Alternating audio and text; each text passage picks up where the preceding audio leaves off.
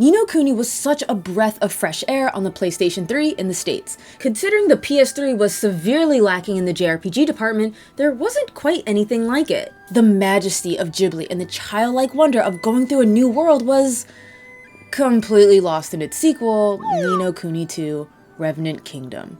A big reason for that is Studio Ghibli did not work on Ni No Kuni II. However, that's not to say that key members of Studio Ghibli didn't lend a hand in the game's development, but even that wasn't enough to deliver the illustriousness that Ni No Kuni is known for. Founder, president, and CEO of Level 5 Studios, Akihiro Hino, said in a Gematsu interview, "The sequel fulfills the ambitions we had after the first game's completion. You can expect deeper stories, rich and dramatic sequences you would have never expected from the first game." And I disagree. Ni No Kuni II starts off with a bang. Literally. Bam! Roland, a man from our world, is transported to another world. A world full of magic, wonder, and a coup? Roland finds himself faced with a terrified Prince Evan, pointing the tip of his blade at him. Something's amiss. Roland, a seasoned official, immediately learns of the situation. Malzinger, the late king's advisor, had betrayed him to usurp the kingdom of Ding Dong Dell. Roland and Evan make a hasty escape while Malzinger rules Ding Dong Dell and commands the power of its kingmaker, essentially a divine creature. Ordinarily, the goal for Evan would be to take back his kingdom. Instead, it's to build a new one, a kingdom where everyone can live happily ever after. But in order to be recognized as king, they need a kingmaker. Introducing Ni No Kuni II's mascot, Lofty, a short-stacked kingmaker with attitude. With that sorted, the crew slowly begins to amass a following and shape a clearer goal.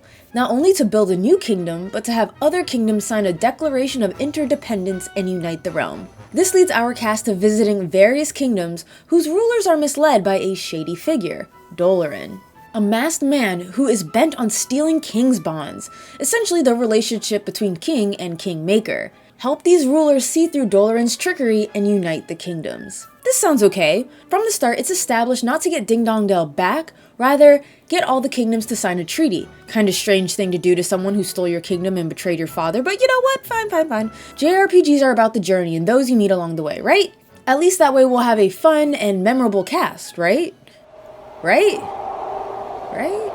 Sad to say, but this cast is incredibly lame. Roland is the best character by far, pragmatic, and I appreciate he's a grown-ass man and he acts like one too. It's a change from the usual teenage characters JRPGs tend to have. That alone makes him my favorite character. Lofty, the kingmaker, is so incredibly okay and severely underutilized. He felt very, I'm gonna be Drippy 2.0, trying to make witty comments with a Welsh accent. Tani, the daughter of the Sky Pirate chieftain, was set up to be a fiery girl with fight and guts, and I mean, maybe for her introduction. Afterwards, her role of the plucky girl kinda dwindled into a daughter who keeps her brawn and no-brains father in check. Speaking of, Batu, Tani's father and the leader of the Sky Pirates. He's a guy who likes to fight, gamble, and kept in line by his daughter. Leander, the right hand of Hydropolis' ruler, he essentially is the push-up glasses well-spoken smart guy. Walks with an air of refined confidence and he's okay. And lastly, Bracken, the techno specialist of the group, and that's kinda it. Though to her credit, her backstory was my favorite, simple but very touching. And lastly, the main man himself, Evan Pettywhisker. It's the lack of meaningful growth that makes my love for him plateau. Ni No Kuni is set up to be Evan's coming-of-age story, from a mousy prince to a benevolent yet hardened ruler. And it didn't really feel earned. And that's one of my many problems I have with Ni No Kuni. Everything, and I mean everything, felt weightless.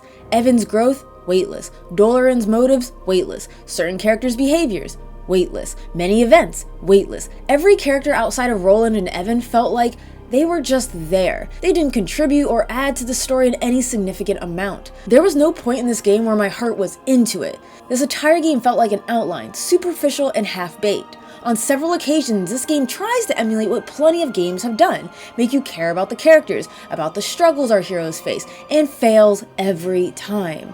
It's possible to know a character for a finite amount of time and love them as if they were your family, and you can empathize with the character's loss. It's possible to have characters clash and feel stress and the tension of your group falling apart. You can make events seem less out of the blue with clever foreshadowing, but for whatever reason, Ni No Kuni falls face first when attempting any of this. And that only marks the beginning of my issues with Ni No Kuni II. Then we have the gameplay, which is just as satisfying as the story. Which isn't very satisfying. Ni No Kuni sticks with real-time action combat, and it harkens back to the PlayStation 2 era. Characters use various types of weapons. Melee weapons are sword, hammer, and spear, and ranged are wand, bow, and gun. From there, you have light attacks, heavy attacks, ranged attacks, skills/magic attacks, and charged attacks. Light attacks strike faster but does less damage, heavy hits harder but slower, range attacks consume a tad of magic, but hit from afar, skills and magic consume MP, dishing elemental damage, or sometimes AoE. Charge attack is hold a button and unleash a strong attack. You can have up to 4 skills equipped at a time, each mapped to a face button. You'll notice each time you attack, the zing gauge next to your weapon rises. If you use a skill with the weapon with 100% zing, it will alter the skill into something greater. To replace the monster mechanic of Ni No Kuni 1, we have Higgledies, which I love. They're just so damn adorable. And these suckers are powerful, each having various skills to buff the party, debuff the enemy, heal, or go straight up on the offensive. All you have to do is run up to them when they call for you. The thing is, regular battles are so easy. By the time you call upon them, the battle's over. They really only shine during boss fights, which are incredibly easy. Especially when using the Higgledies. They'll eat bosses' health alive, and it's hardly a challenge. Traditional action combat isn't the only thing you'll be doing here, as there are skirmishes. It's time to go to war. Rally the troops and take on those who oppose your might. You could have 4 troops on the field. Troops are assigned hammer, spear, sword, ranged, or shield. Hammer, spear, and sword have a rock, paper, scissors deal, while range attackers hit from afar, shields block incoming attacks and have a lot of health. Each unit has unique skills that can be used in battle, sometimes dropping missiles, other times it's boosting your army or weakening the enemy. You must command the troops by rotating them around Evan to counter your enemy and charging forward.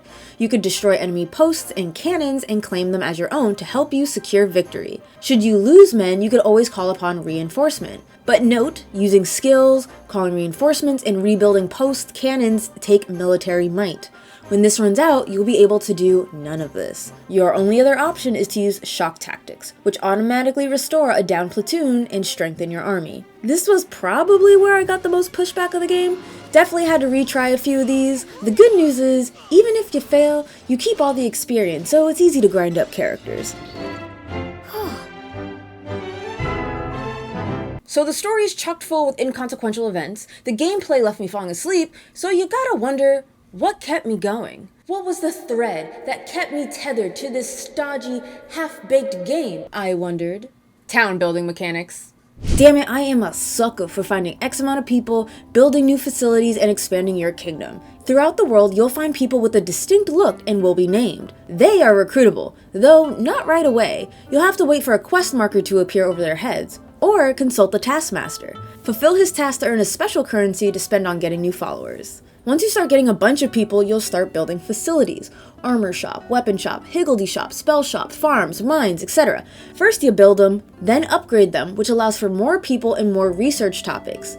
You upgrade them with King's Guilders, which is a special currency only used to upgrade your kingdom and to power up your people in skirmishes. King's Guilders and materials are gathered automatically and over time. Materials are gathered through farms, bazaars, fish markets, mines, etc. Just load those areas up with people and they'll automatically start gathering. Each character has a job they're suited for, which will boost productivity at whatever facility they have an affinity for. They also have special skills, which can be needed when trying to research certain topics. Your residents can also level up from beginner to veteran to master, increasing their stats. You'll need high stats to research more difficult topics. All of this is wonderful and all, but you know what the problem is, right?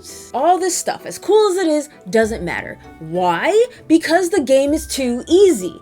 I forgot I could do half these things because I never needed to. I could dispatch enemies with the equipment I found, rather than having to craft some. Upgrade Higgledies? Oh yeah, sure I guess. I certainly didn't need to, because for about half the game, I stuck with the Higgledies you get at the start of the game. And yes, to this game's credit, you can change the difficulty, but it just irks me that a game isn't properly balanced in the first place. In any case, it was exciting to see your kingdom expand. Beside combat and kingdom building are side quests, nicely shown on the map. It's either gather this or defeat that. Sometimes you'll get an odd quest to show me a specific higgledy or deliver these meals in less than 3 minutes. The reward is either an item or a resident. There's Leaf Book, which is this world's Facebook, people commenting on the world as you influence it. Higgledy Stones. Present the hidden higgledy with a gift and you'll gain a new companion. There are Dream Doors, which are long-ass labyrinths that have a boss waiting for you at the very end. While exploring, keep an eye out for powerful monsters that are infected with darkness and are more challenging than your regular monsters.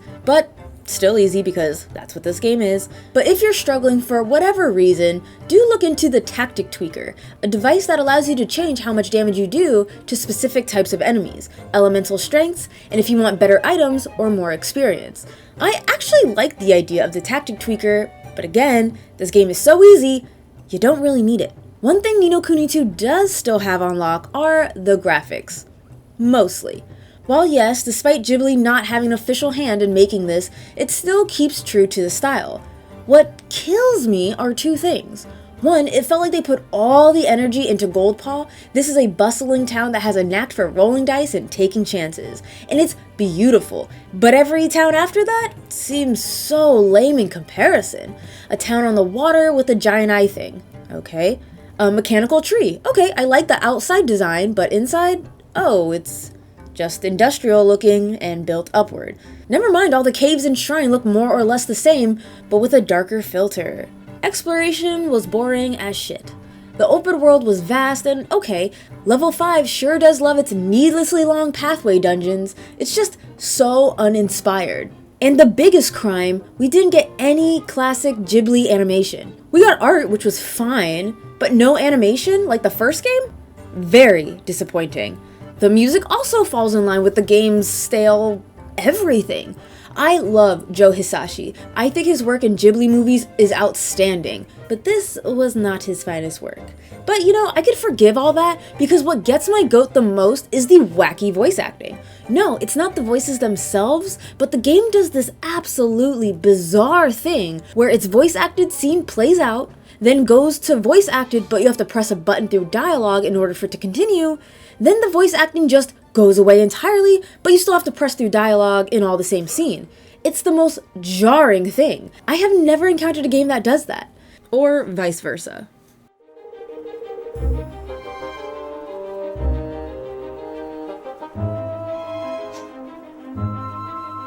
Then I'll put an end to war and misery. I'll unite all the kingdoms in peace. What's that now?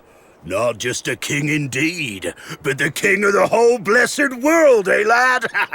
The only two tracks I liked was Goldpaw's theme and the dungeon theme called The Factory Floor.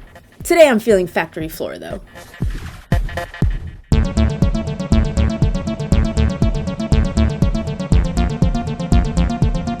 Ni No Kuni II, Revenant Kingdom sucks. It started off with an incredibly strong hook. Then it dwindles off with safe storytelling, brainless gameplay, with the only fun to be had was skirmishes and growing your kingdom. The biggest fault of Ni No Kuni II are its lame and severely underutilized characters who undergo no believable challenge. You know, I thought about it and maybe I'm not the audience. It's a very like kiddie, happy ending for all with no feeling of real conflict, and at no point was I invested in any of these characters. And let me be clear, there's nothing wrong with kiddie games, I just don't understand how I was more invested in a story about a pink alien babe on a quest to retrieve his cake than anything Ni No Kuni II presented. But for those who like pure, raw, unfiltered fluff, or maybe trying to get their kids into JRPGs, sure, Ni No Kuni II is your game. Thank you so much for watching, and if you like what I do, please support me on Patreon. Check out my review of the first Ni No Kuni, which is superior in almost every way. As always, love your faces, and I'll see you in the next video. Mwah!